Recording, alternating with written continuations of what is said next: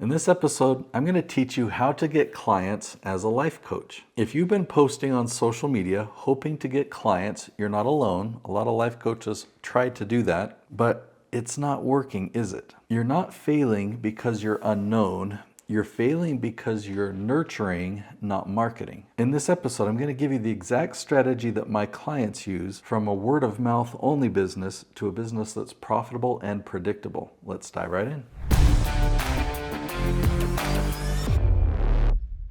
So let's look at all the things that life coaches try first and don't work, okay? Posting every day on Facebook and Instagram, it makes you feel good. It makes you feel effective because you're doing something regularly, that you're staying consistent with it. But you can't call that marketing. Marketing is getting in front of new people who've never heard of you before. And these people on Facebook and Instagram, they're your friends, right? So everything that you post to them, you're nurturing, you're staying top of mind. Now, nurturing has a place, it's important, but you can't call it marketing. Now, if you have a piece of content and you share it with your friends or your family, that can actually backfire because these people aren't going to be hiring you for your services. If something is amazing and they share it with somebody else and they share it with somebody else, right? It's going viral to the wrong audience. And the algorithms from whatever platform is going to encourage you to make more of that type of content because the wrong audience wants more of it. Or there's a lot of thought about joining a Facebook group or a LinkedIn group or some type of community because you think, man, this is my target audience. These are my dream clients. But you don't yet have the positioning to really leverage anything like that. Also, another mistake that life coaches make in trying to market their business is they look at authenticity as a marketing strategy. Now, authenticity is critical. It's important for really building a relationship of trust. But how are these people who've never heard of you before going to find you and see that authenticity? Authenticity is not the marketing step. Lastly, I talk to so many amazing experts, right? They have expertise. They have the ability to coach and consult businesses or people to success, to have them achieve their goals, but they don't have an established business. They don't have leads coming in. They don't have sales that they're making. They're not fulfilling, right? So they don't have momentum. And they learn about me and my leaf strategy that I teach about YouTube, and they see it as the golden ticket, which it really can be, but they're not ready for it because they don't have a business set up. So I look at a business as having three different areas. You've got your marketing, okay? Where do your leads come from? You've got your sales and your conversion. How do you turn a lead into a customer or a client? And then fulfillment, like what systems do you have in place to actually provide these services and help your clients get those results? Are you generating referrals? Are you doing a good job? So you've got to have all three in place to have momentum in your business. So oftentimes when people reach out to me, they've learned about the leaf strategy, they think that I'm going to solve all three when the leaf strategy really helps with step one.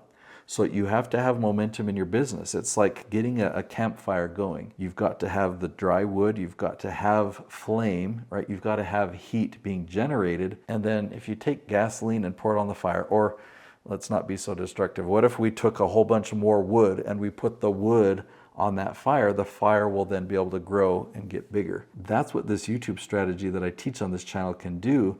But you've got to have that momentum in your business before we can put a lot more wood on that fire. Now, your first real clients are going to come from conversations, not a website.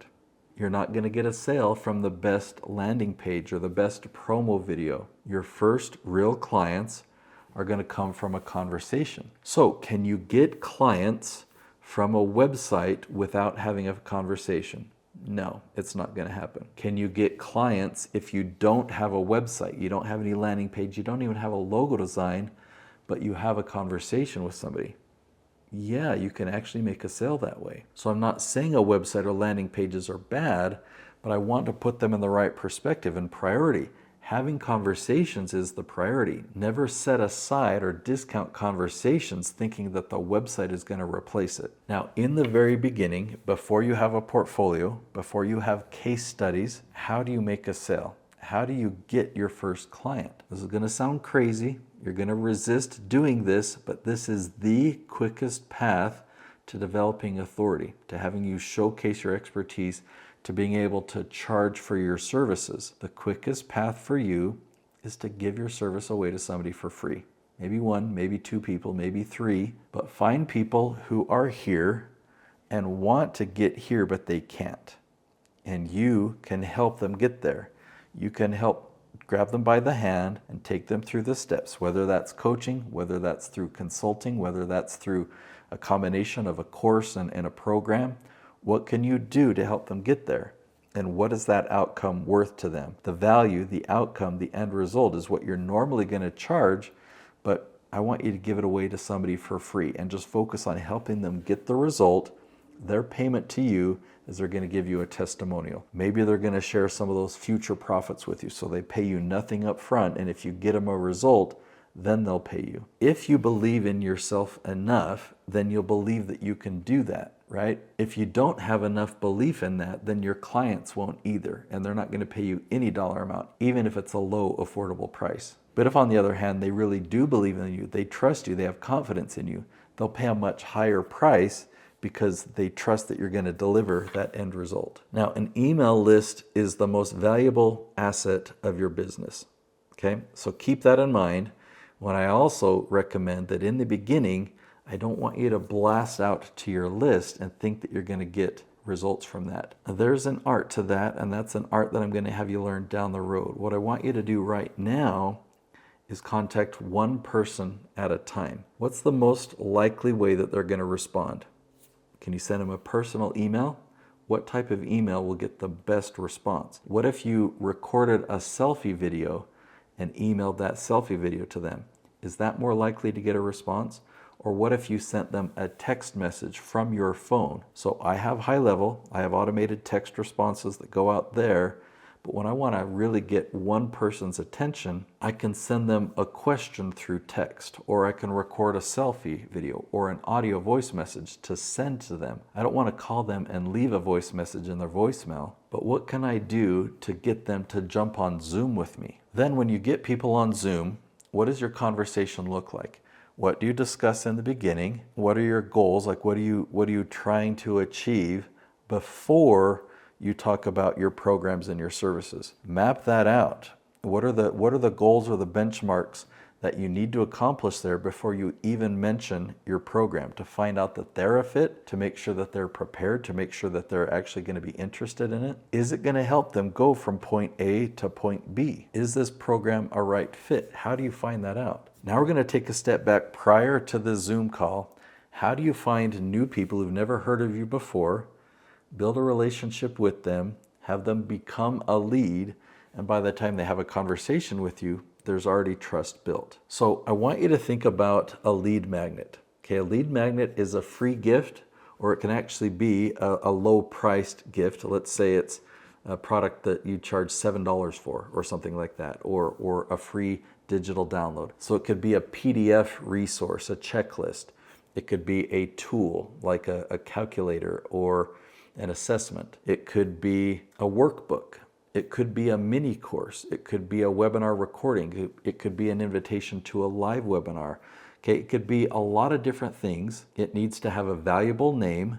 And when you offer it to somebody, you need to really sell it. Now, not sell it for a price, but really sell, hey, I've got a free resource for you. And if you get this resource, the reason I'm excited for you to have it is because it's going to help you do blank. It's going to teach you this, and it's going to guide you through the process.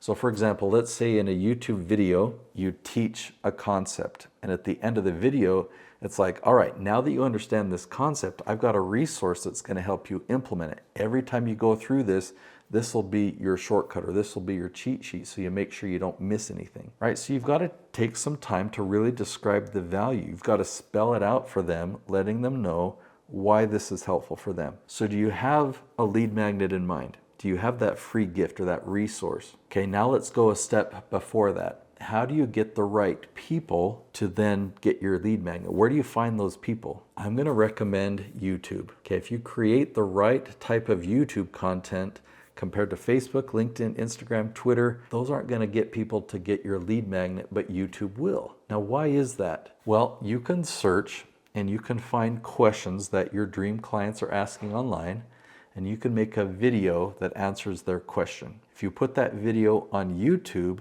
people will find it. If you put that video on Facebook, new people won't find it. Only your friends will see it. If you put that video on LinkedIn, new people won't find it. Only your LinkedIn connections will see it. See, content on social media is not indexed. It's not searchable by topic.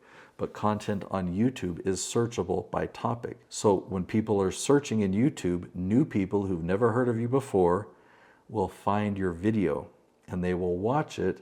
And at the end of the video, they'll get your free gift. And this is marketing. You're going to generate leads. Your video will also be indexed on Google. You don't have to put it on Google.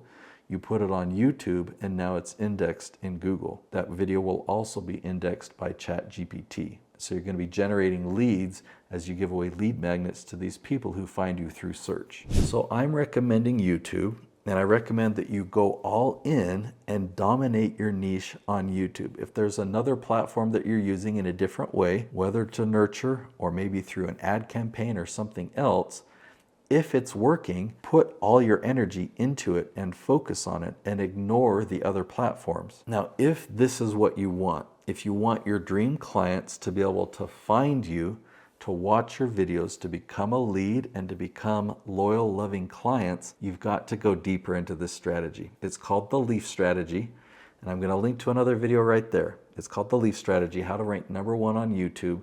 You'll learn in detail what I've been talking about in this episode. The best way that you can grow your life coaching business and generate more leads is through the Leaf Strategy. I'll see you there.